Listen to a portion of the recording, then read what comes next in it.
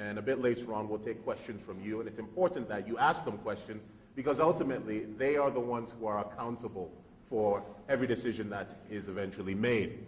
Now, a quick word on the format. I'm going to invite them up shortly, but they will be speaking, first of all, for a few minutes. We'll give them the opportunity to give us what I call their headline comments, what they really feel specifically about the topic at hand. After we hear from them, I'll start asking them some questions of my own, and then we'll open them up to the floor. So, without further ado, let me introduce our guest that we have this morning. I'd first like you to join me in welcoming His Excellency Hailemariam Desalegn, the Deputy Prime Minister of the Federal Democratic Republic of Ethiopia, to join us on the stage.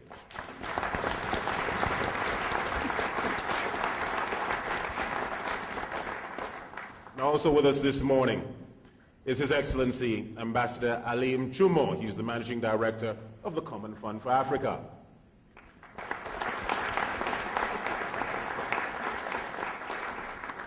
His Excellency Dr. Maxwell Nkwezalumba is the Commissioner for Economic Affairs for the African Union.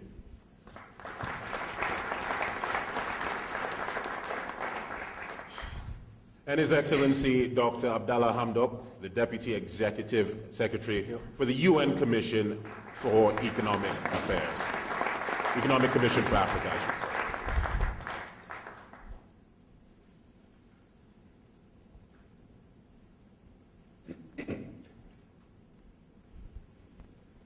Gentlemen, welcome. Mr. Deputy Prime Minister, I'll begin with you. Obviously, you are our host. Ethiopia, indeed, Addis has been kind enough to bring the rest of the African commodity trading community here. And so I'll give you the first word.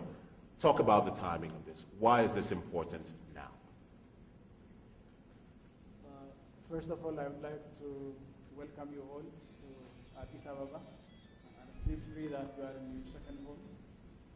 And having said this, we in Ethiopia, we have been focusing on agricultural transformation. This is our main agenda for the last a decade and a half. This is very important because, if you need to have commodity exchange, you should have also marketable surplus. And this needs to focus on transforming agriculture. And in Ethiopia, agriculture has been the engine of growth, and we have witnessed a double-digit growth for the last 8 consecutive years, focusing on this agenda. And therefore, for commodity exchange in Africa, where millions of smallholder farmers depend on agriculture, and their livelihood is based on agriculture. Therefore, we need to focus on transforming agriculture first. Having said this, I think focusing only on the increasing productivity and production is not enough. We need to also focus on, we have a 2-pronged strategy where while focusing on the productivity and production, we need also to focus on building the institutions of market and also infrastructure.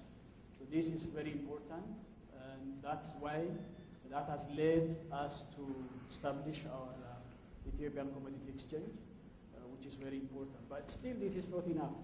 We need to integrate Africa, and at this time of the world, specific setting, we also need to integrate our commodity exchange systems, because apart from that, I think we cannot manage the existing economic situation in the world.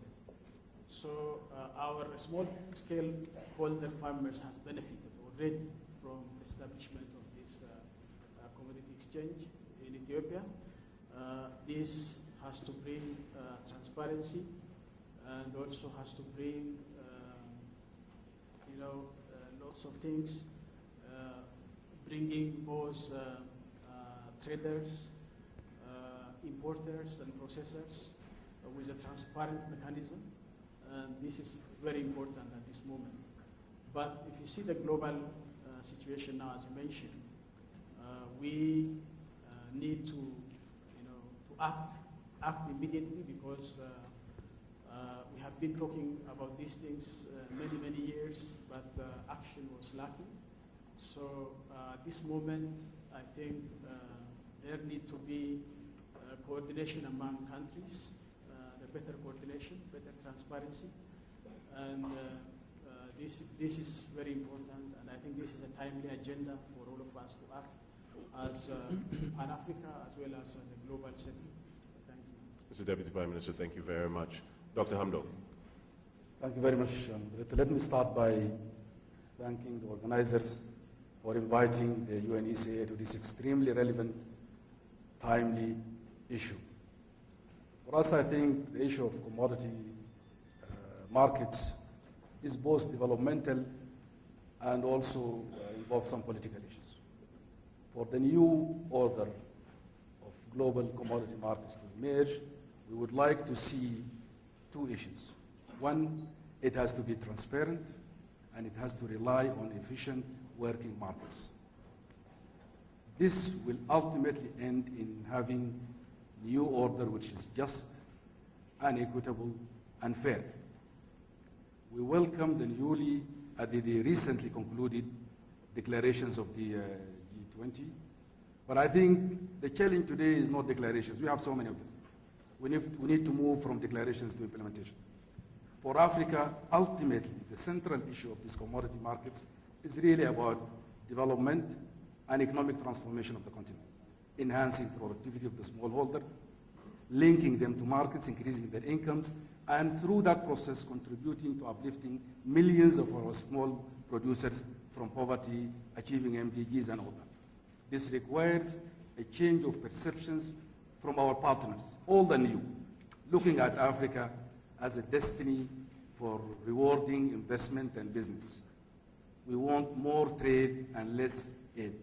And for this to happen, I think massive investment in infrastructure is needed. Of course, the central challenge here will be how do we finance this? There are so many, I think, ideas in this. Probably domestic resource mobilization is key. We are doing that, but it's not sufficient, it's not enough. There will always be a gap. Two other sources might be thought about and linked to this. Africa, as a business destination, should be able to attract the massive savings of our emerging partners, emerging economies. We need to attract that and work with them on this. Of course, there are many instruments and models that could be able to use to attract this. But I think also another issue, which I would like to look at it as a developmental issue, is the illicit financial flows, the hemorrhage, the millions and the billions of the resources that are leaving this continent annually for years and years. We need to address that and use those resources to address issues of development and transformation.